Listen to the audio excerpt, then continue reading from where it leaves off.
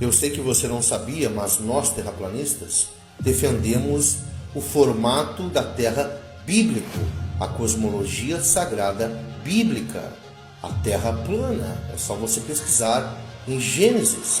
Bíblias antigas como essa, inclusive, mostram o formato da Terra que nós defendemos. Xandão prova que a Terra é plana. Ah, não tem prova não, né? A planicidade das águas não é uma prova não. Você tá vivendo num suposto planeta onde 70% dele é água. A física natural da água é o nivelamento. O que você acha? Qual que é a forma do planeta que você vive, irmão? É uma bola molhada giratória? Essa é a sua conclusão? Você sobe de altitude e você vê tudo plano. O que é isso pra você? Você faz o teste empírico com a água e ela sempre mostra que ela busca o nivelamento. O que é isso pra você?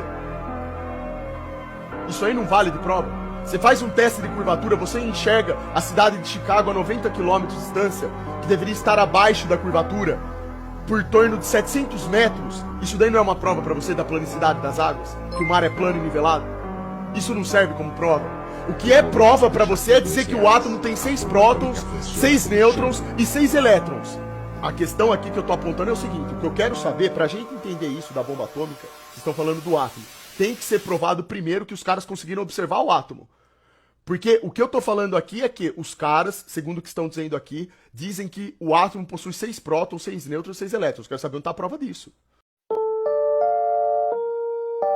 É atornautas mesmo que eu quis dizer. Mas tentamos harmonizar os textos bíblicos, dos quais temos vergonha. Todo mundo lembra da história onde Josué orou e o sol e a lua pararam. Solar, que a sombra do sol avança 10 graus, recua 10 graus. Mostrando que Deus criou os céus para servirem a terra. Toda a teologia bíblica aponta para o centro do universo na terra. Basta você pensar nisso. Jesus desceu do céu para a terra. Não somente isso. A Bíblia diz que no final da história da humanidade, a nova Jerusalém, a habitação de Deus entre os homens, vai descer do céu para a terra. O que é que a Terra tinha de especial? Aí o pessoal diz: mas Natan, esse negócio de dizer que a Terra é o centro do universo, eu não estou falando do centro da Via Láctea, estou falando do centro do universo. Mas alguém poderia dizer: esse negócio de dizer que a Terra é o centro do universo é antiquado, é uma coisa já obsoleta, superada, é uma coisa de 400 anos atrás, para você ver como é recente. De 400 anos atrás para trás é que o povo acreditava nessas mistificações, porque a ciência já provou que isso é uma mentira, que na verdade o centro da Via Láctea é o Sol, que é apenas um astro de 7ª grandeza, porque existem outros sóis ainda maiores em outras galáxias, neste vasto universo, e assim por diante. Mas, para você não ficar pensando que isso é papo de crente, que não pensa, gente burra, que não consegue misturar o lé com cré, eu vou sugerir uma leitura para aqueles que têm coragem de ler gente que pensa. Tá aqui um livro bom para vocês que gostam de estudar, que supostamente já entendem como é o nosso universo, que já fez faculdade ou que já leu alguma coisa sobre astronomia. Tá aqui um livro bom, Deus e Cosmos. Esse homem,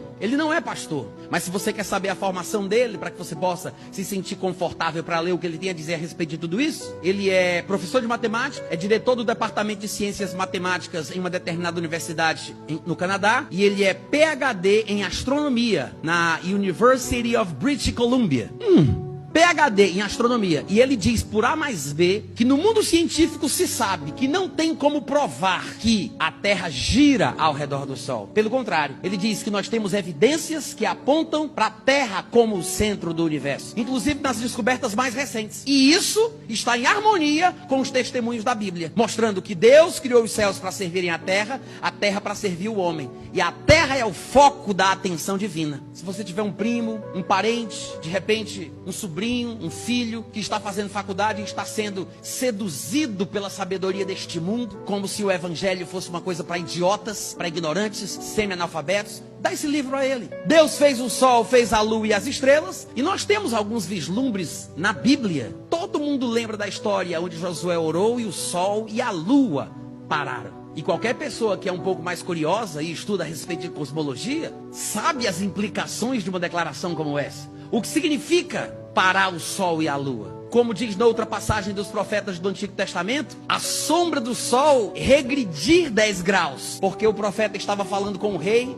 e ele disse: Deus te dará um sinal. O que tu queres? Que a sombra do sol avance 10 graus, recua 10 graus. Aí o rei disse: avançar, eu sei que se avançar vai ser um milagre, mas normalmente ele vai para frente, então se avançar é mais fácil do que voltar. Então, para provar que é Deus, eu quero que volte. E a sombra do relógio voltou 10 graus. Com Josué, parou o sol e parou a lua. Antes do surgimento do sol, a Bíblia diz que Deus cria a terra e o sol é criado apenas no 4º dia. Não, a terra não é produto ou subproduto do sol, como a ciência diz. Pelo contrário, o sol e a lua e as estrelas, as fixas e as errantes, que hoje são chamadas equivocadamente de planetas, foram criados no 4º dia para iluminar a terra, para servir a terra, para marcar as estações. Em outras palavras, os céus servem a terra.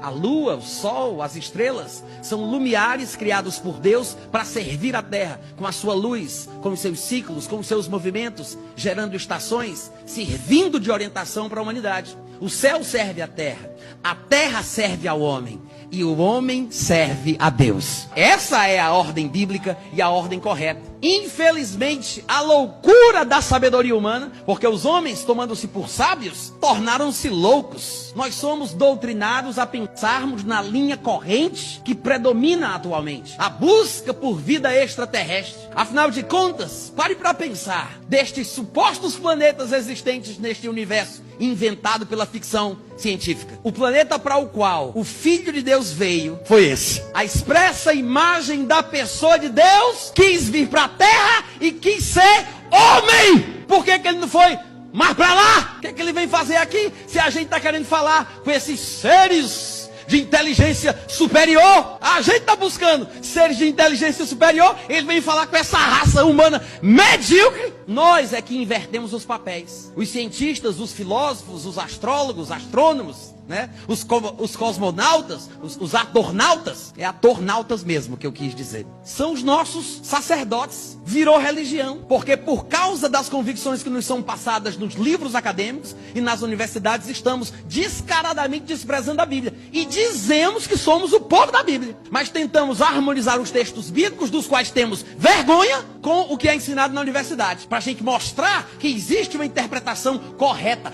como a ciência diz. Nem sequer suspeitamos que talvez o que se diz científico não seja tão científico. Talvez o que está sendo passado como ciência autêntica seja cientificismo, pseudociência. Porque ciência verdadeira é mensurável, é reproduzível, é confirmada, é factual. Não se baseia em teorias, em elucubrações e conjecturas da capacidade de imaginação humana. Coisas que acontecem na cabeça de quem cria. Não se pode provar. Eu crio fórmulas, eu crio equações, mas não é uma coisa verdadeira, factual, observável, reproduzível. Mas a palavra de Deus, irmãos, é a verdade.